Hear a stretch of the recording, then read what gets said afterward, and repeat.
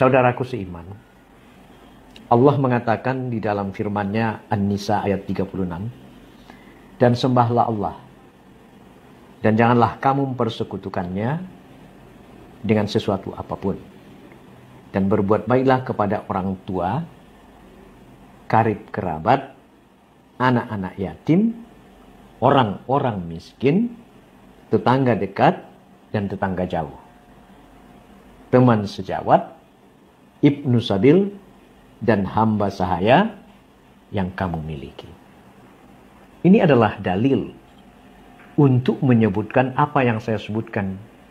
Bagaimana umat Islam membentuk sebuah kekerabatan. Jadi ada dua yang saling ketergantungan atau yang saling mendapat pemahaman, yaitu orang tua dan juga kerabat orang lain. Ya, orang yang dekat atau orang yang jauh. Kita menyebut saudara seiman, baik tetangga yang dekat maupun tetangga yang jauh. Jadi Allah yang maha tinggi, Allah yang maha agung memerintahkan kita untuk mengikuti sebagaimana perintahnya di dalam dalil An-Nisa 36. Lalu kemudian saudaraku, ini adalah merupakan nasihat ya. Nasihat bagi kita. Nasihat bagi kita agar berbuat baik kepada orang tua. Jadi dia bergandengan itu, berbuat baik kepada orang tua, berbuat baik kepada saudara-saudara kita, tetangga kita, baik yang jauh maupun yang dekat. Ya, apalagi yang paling dekat, tetangga sebelah rumah. Itu tentu menjadi sesuatu hal yang diwajibkan dari hadis tersebut.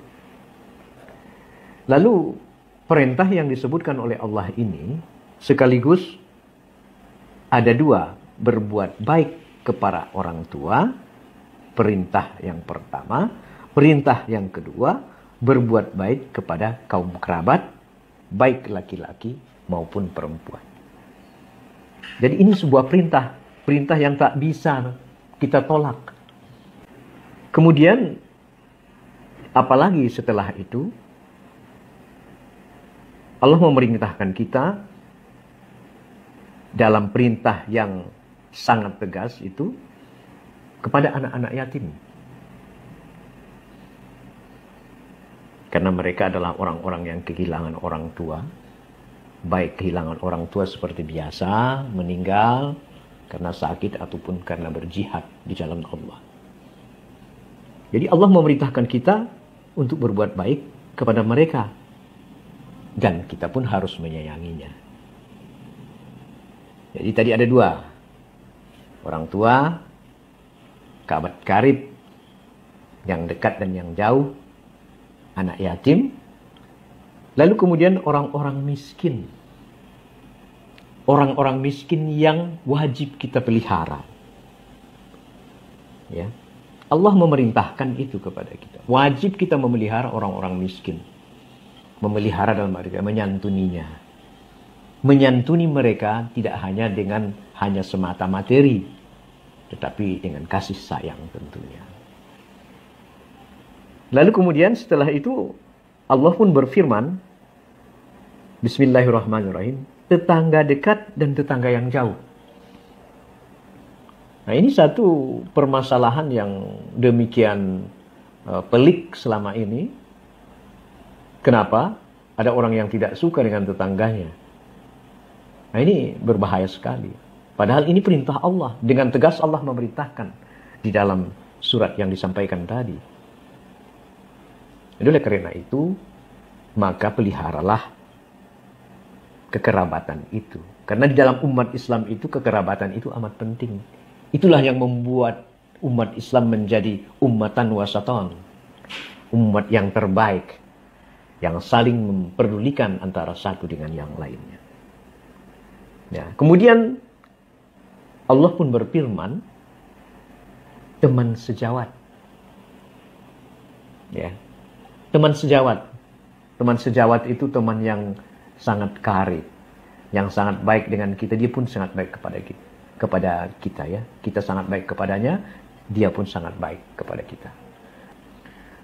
Lalu Banyak sekali firman Allah ini. Dan Allah pun berfirman, hamba sahaya. Dalam firman Allah di dalam satu ayat yang tadi. Hamba sahaya yang kamu miliki.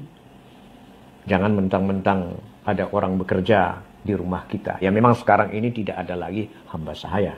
Tapi ada orang yang bekerja dengan kita. Ada orang yang selalu memberikan bantuan kepada kita. Kita harus sayang sama mereka. Tidak mentang-mentang kita sebagai seorang penguasa, pemimpin, atau orang kaya yang memiliki kekuasaan misalnya, seenaknya kita kepada orang lain. Di dalam ayat ini, di dalam buku Riyadhus Shalihin yang dikarang oleh Imam An-Nawawi ini, disebutkan perintah Allah ini wajib kamu turuti. Jika tidak, maka kamu berdosa. Ya. Apa sih tujuannya? Nah, itu tadi. Sebuah sistem kekerabatan yang harmonis, yang saling memperdulikan antara satu dengan yang lain. Nah, itu saya sebutkan tadi, berinteraksi. Karena interaksi itu dasarnya adalah tergantung antara satu dengan yang lainnya. Nggak bisa kita hidup kesendirian. Ya jangan pula ada orang terkadang ini ingin dibantu, malah dia mengelak-ngelak, padahal sebenarnya dia juga butuh bantuan. Jadi kita berterus terang dengan cinta dan rasa kasih sayang ke antara sesama. Itu yang paling penting di dalam kehidupan itu. Cinta, kasih sayang di antara sesama. Jika sudah demikian, maka semuanya akan terjadi kebaikan di antara kita bersama. Kemudian di hadis nomor 303 dari Ibnu Umar dan Aisyah, keduanya menceritakan Rasulullah bersabda, malaikat Jibril senantiasa berpesan kepadaku, kata Rasulullah, untuk selalu berbuat baik. Jadi kandungan daripada hadis tersebut adalah bahwa tetangga mempunyai hak yang besar yang harus selalu dipelihara oleh tetangga yang lain. Jadi antara satu dengan yang lain, tetangga itu harus memelihara kekerabatan, memelihara kebaikan, memelihara rasa cinta dan kasih sayang. Ya. Bagaimana caranya? Caranya adalah dengan bermacam-macam. Tidak boleh mengabaikan tetangga kita. Karena dosa besar bagi kita apabila kita mengabaikan apa yang kita sebut sebagai rasa cinta kasih dengan tetangga itu. Jadi kandungan hadis ini sunnahkan untuk menasehati orang yang dicintai. Dan para sahabat dengan hal-hal yang bermanfaat bagi mereka di dunia dan di akhirat. Jadi sunnah bagi kita untuk saling menasehati, saling memberi, saling mencintai kepada tetangga dan kerabat kita, baik yang dekat maupun yang jauh. Ya, itu penting bagi kita untuk saling kita ketahui dari apa yang dikemukakan oleh Imam An-Nawawi di dalam buku karangannya atau kitab Riyadhus Shalihin. Itu saja pertemuan kita hari ini. Assalamualaikum warahmatullahi wabarakatuh.